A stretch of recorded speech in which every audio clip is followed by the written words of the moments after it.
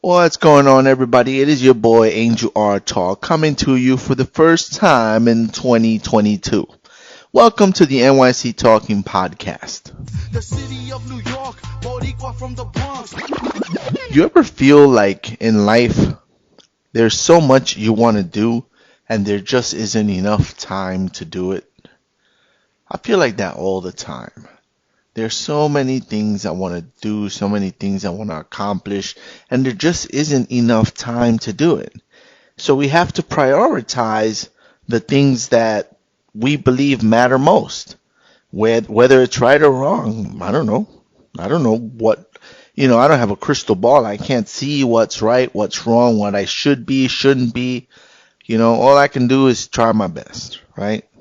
As a Zumba instructor, I I don't think that people can appreciate how challenging and difficult it is to create new choreography or memorize new choreography if you're using somebody else's, to learn new songs, to find songs that fit into your playlist, to find songs that you love and love that you can do them over and over enough to create a choreo. I really don't think most people can understand or appreciate that. I had some people tell me, "Hey Angel, new year, new music." And it kind of got under my skin, right? And I'll tell you why. First of all, teaching a class, it's like if I could illustrate it to you, it would be like trying to hold 10 delicate cups on your fingers on both hands and still walking at the same time, if that makes sense. Like you have these things that are perfectly balanced on your fingers, and as long as you don't move your fingers or twist your hand too much and you just continue to walk, it's okay. It's like holding that level of of control and keeping that there. And then when someone says to you something like "New Year, new music," right? Even though it's not like they're not attacking you, but if they tell you this, particularly at the beginning of class, you have a harder time balancing those glasses on your finger. You know what I mean? It's like I'm trying to hold this thing together, and it's hard to do as is, right? Y'all know that I've told you before that this is a form of therapy for me, right? I'm very timid. I'm anxious and stuff, and this is kind of like a form of therapy. Like I told you before, going and teaching, it helps me become better and just cope better with the world. For me, it's therapeutic in a way, right? I've explained this before, and you can listen to like one of the earlier episodes if you want to hear more on that. But the point is that I'm shy and anxious, and I'm holding these 10 cups on my finger, and I'm trying to walk, and you just stuck your foot out to try to trip me. You get it? That's kind of what it's like. So it got under my skin. I was teaching the class, and as I was teaching, like this thing kept echoing in my head, and it kept bothering me, like "New Year, new music, New Year, new music," and it was like echoing and echoing in my head, and you know, it was bothering me, and I don't fully understand why exactly, right? I think it's because honestly, I don't even know. I don't know why I take things like that and make them into something bigger. I don't know why they stay in my head. I don't know why they get under my skin. I don't know why I give it a second thought. But I managed to kind of let it go after a while. And then maybe halfway through the class, it started to echo in my head again. And then I got it out of my head by kind of just running around and looking at different people and stuff. But it's like I kind of feel like they're trying to take a stab at me. And maybe that's not the case, but that's my perception. And you're doing it before class begins. You know, they don't get the difficult position that you're in as an instructor. People, and I don't blame them because they just don't know. They don't know, but you should have some common sense. If you want to talk to someone, maybe talk to them afterwards. After the class, go and tell them, hey, try to get some new music. I'd love if you play blah, blah. So all I told them when they told me was like, give me some suggestions. Give me some suggestions, and if I really love the song and it talks to me and it really resonates with me, then I'll use it. And one of the girls suggested this Mark Anthony song that we used to use in somebody else's class. And I listened to it today a few times. I went over the choreography a few times, and I'm just not feeling it anymore. Like, I don't hate the song. I don't hate it. I don't hate the choreo. It's just not something I want to do. Like, I don't want to do it. So I'm not going to do it. I don't, that song doesn't fit into my current playlist, and, it doesn't excite me, and I need to love every song on my playlist. I just changed my playlist again a little bit, because, last Wednesday I taught, and I just didn't love it. Like, I wasn't loving the playlist. I was aware of time, and that's a problem for me. If I'm aware of time, that means I'm not having as much fun as I can. And it's just not good. I need to not notice the time. That's how I gauge a good class.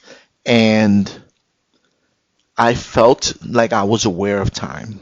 So I switched up the playlist. I took out some songs, I changed some other ones, and then my Friday class felt better. The energy was good. I was hype. I felt great. The playlist, I feel like it's almost perfect.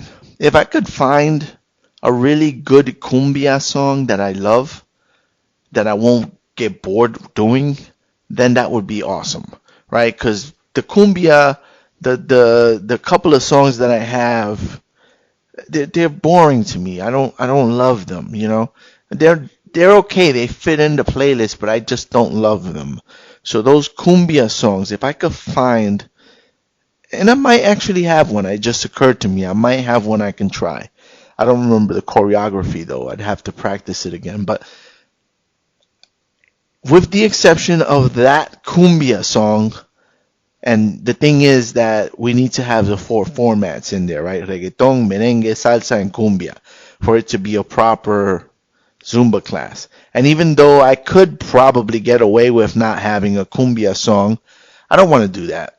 I want to stay true to the format and do it the right way. So the cumbia songs that I have, I just don't adore them. You know what I mean? Like, I like them, but I don't adore them. So if I can find a cumbia song that I adore, that would make this playlist probably perfect in my eyes. In my ears, better said. So yeah, Saturday class was the same playlist, right? But that statement was made in the morning, and it just kind of threw me off. So I still had fun. The time still went by fairly quick, but during periods of the class, this was on my mind. These words were echoing through my head. And, I was thinking, like, I told the participants, I was like, it's not easy to do this. And they're like, dude, just go play a new song on the computer and do the choreo. And I said, it's just not that simple. You have to memorize the entire song. You have to create a choreography for that song. You then have to work, well, I do it at the same time as I'm creating the choreo. I'm also creating the cues and everything, right? And I work it all together. And I have to feel it. And it has to become muscle memory. If you're trying to remember the choreo or do the choreo and think about the choreo, it won't work. So it's not just, ooh, I like this song, let me do a dance to it. It doesn't work that way. You have to put time into it. You have to listen to the song over and over and over and over and learn every piece of that song, right? If you're creating choreo from scratch, the song has to talk to you.